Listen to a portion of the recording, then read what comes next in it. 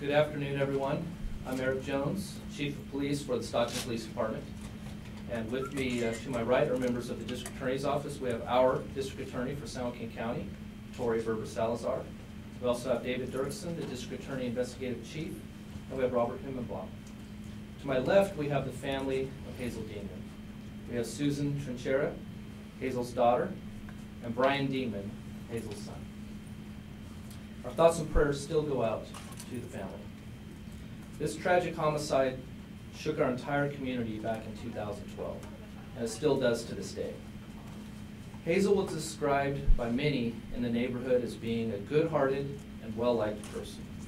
She was known for always having a smile and a friendly greeting to everyone she met. We are honored today to have Hazel's family here with us. Today, as Chief of Police, I'm proud to announce that after several years of a very intense and lengthy homicide investigation, an arrest has been made. Let's review the facts of the case which led to the arrest.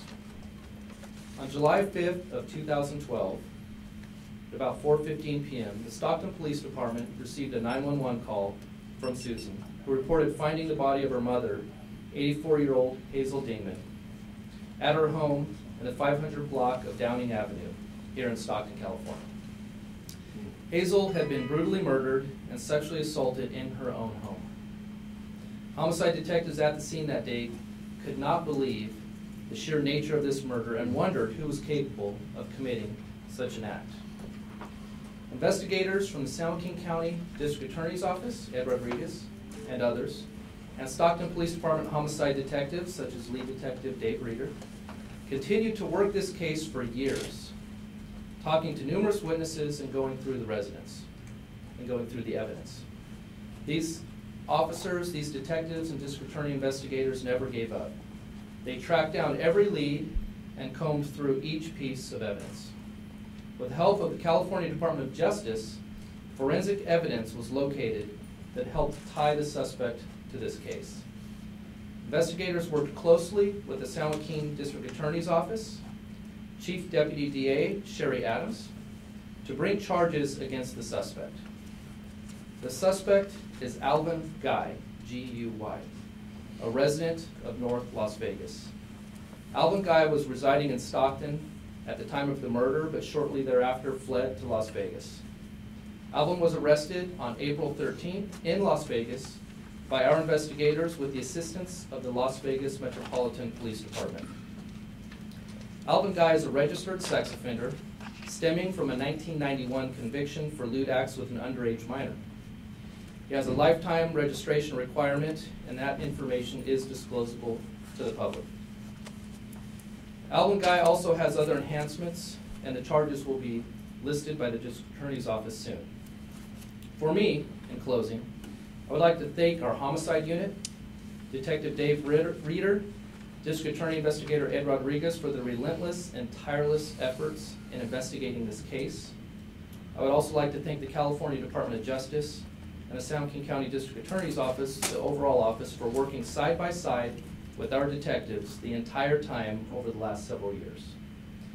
This arrest was a great team effort, a true collaboration between our law enforcement agencies.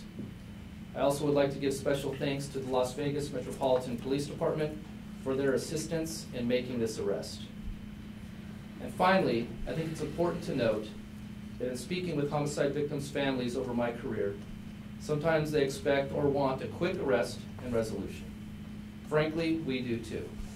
But in reality, some cases will take longer than others to solve, and our investigators are ultimately responsible for conducting a thorough investigation that could be presented to a 12-person jury during the court process. With that being said, our investigators pride themselves on building a solid case so not only an arrest can be made, but also for a successful prosecution. Because in the end goal, it is to bring justice to the victim's family like we have with Hazel's case. I would now like to introduce our District Attorney, Tori Berber-Salazar.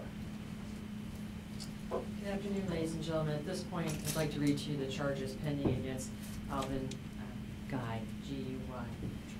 People of the state of California, on behalf of the District Attorney's Office of San Joaquin County, have charged the defendant with the following: Count 1, murder, violation of Penal Code Section 187.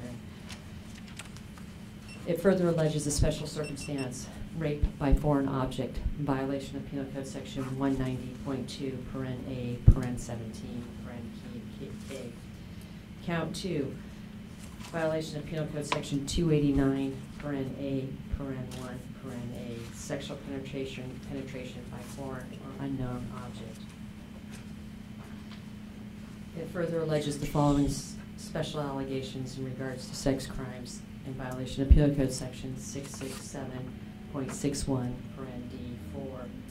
Further alleges that the defendant committed during the commission of the offense the crime of burglary with the intent to commit sexual penetration by a foreign or unknown object. Further special allegation alleges sexual penetration by a foreign or unknown object. Further alleges, under special allegation, the use of a deadly weapon, a cane. It further alleges the special allegation related to sex crimes, that the victim was tied or bound during the course of the commission of this crime. It also alleges a prior serious felony under Penal Code Section 1170.12b. The defendant has a prior conviction in the Superior Court of San Joaquin County in the state of California to a kidnapping and robbery, violation of Penal Code Section 207 and 211. A violent crime on a vulnerable victim over the age of 65, as Hazel was, 84 at the time of this offense. Those are the charges pending against the defendant currently in the state of California, the county of San Joaquin. The defendant, as you know, has been arrested in the state of Nevada. He is arrested on our warrant in cooperation with the state of Nevada and Las Vegas, and we appreciate their hard work and efforts. He will be appearing in court in Nevada on Monday, April 18th. At that time, he will be advised of the charges pending against him in the state of California. Following that initial hearing, we will know more about how soon he will be returned to California. There is an extradition process that is ongoing. We are prepared to undertake and look forward to justice being served. This effort was a collaborative effort between the Stockton Police Department, Homicide Division, and the San Joaquin County District Attorney Investigation Division. In particular, Detective Ed Rodriguez and Dave Reeder, who have worked these last 4 years in pursuit of justice for the Dean's family. I'd like to acknowledge them today for their hard work and dedication to the arrest and apprehension of this violent offender. We would also like to take this opportunity to reach out to all the victims, because as you know, every year we have homicides in our county, and some are solved and some are never solved. But that doesn't mean we never stop working them, and we never stop looking for them. We're always in pursuit of the people who believe they have the right to take the life of a human being, because that is an ultimate violation of the law, and as such, justice must be served and they must be apprehended. And that's why it's so important that we work hard and collaboratively to address these cold case homicides, so that whether it be today or 5 or 10 or 20 years down the line, that justice is served, because nobody has the right to do what this man did. And when they do make that ultimate choice to do such a terrible act, that they are held accountable, and he is being held accountable. So I'd like to thank you for your time today, and at this point, I'd like to go ahead and introduce, have you come up and say a few words if that's okay. So difficult to hear all of this. Her mother was 84 years old and the sweetest woman in the world, and it's just so unbelievable. But given that, this is a joyous, joyous day for the Dingman Froliger family. We also want to give our thanks to so many people that worked on this case to make this day happen for us. The Stockton Police Department, those brave, brave officers that when you call and you need help, they risk their lives to help you. Every day they're out there trying to keep this community safer for all of us. Again, Detective David Reeder, who he never gave up hope. He worked with the same energy the first day as to the day of arrest.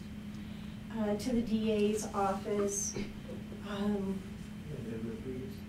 Ed Rodriguez, who was with us from day one, who lived this hell and this horror with us, who was a part of his life. Just a good man, a quiet man, and a smart man. To DA Sherry Adams, who has worked tirelessly and whose hard work is still before her. We thank the Stockton community who has supported us and prayed for us. And we want to thank the Lord God who has given us this day. Thank you, guys.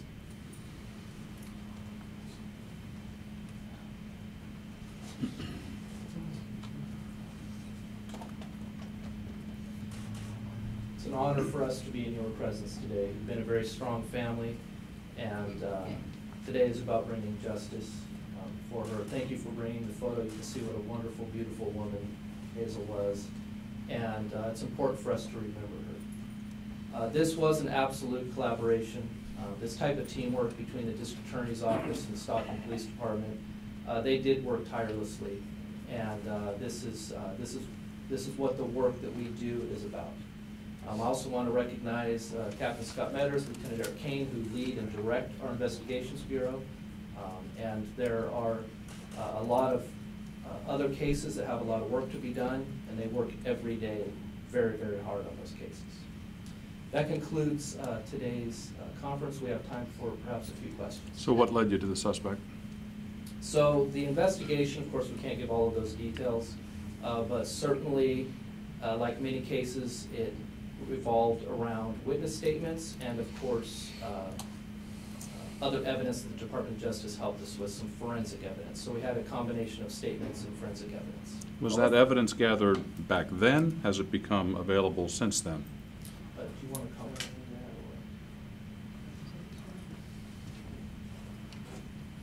that?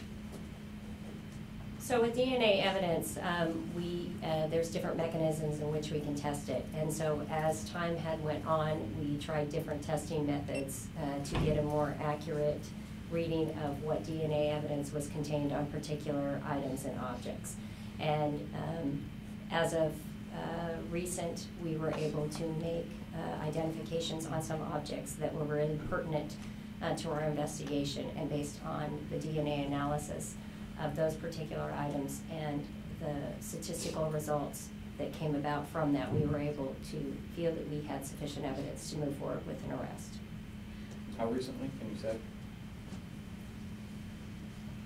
That information was confirmed in January of 2016. And his DNA is in the system, so by being able to get better results, you were able to check versus DNA samples in the system, and that's what led you to this man? So those are some of the details that we're not prepared to give today. What details are you prepared to as opposed to today being about the announce of the arrest. And today is about the announce of the hard work that was done. Of course, as the case goes through the process, many, many more of those details will be revealed and will be available. What was the relationship between Mr. Guy and Ms. Dingman? So there was no actual familial relation, but more information than that I'm not able to provide either at this time. Yeah, was he picked up for this crime specifically, or was he picked up for something else in Las Vegas and then identified and connected to this case? Yeah, it was for this case specifically. When he lived in Stockton, did he live in the area that she lived in? He did, yes. He was in that general area, and after the homicide, then fled and moved to the Las Vegas area. Okay, I want to thank you all for being here today, and that concludes our press conference. Thank you.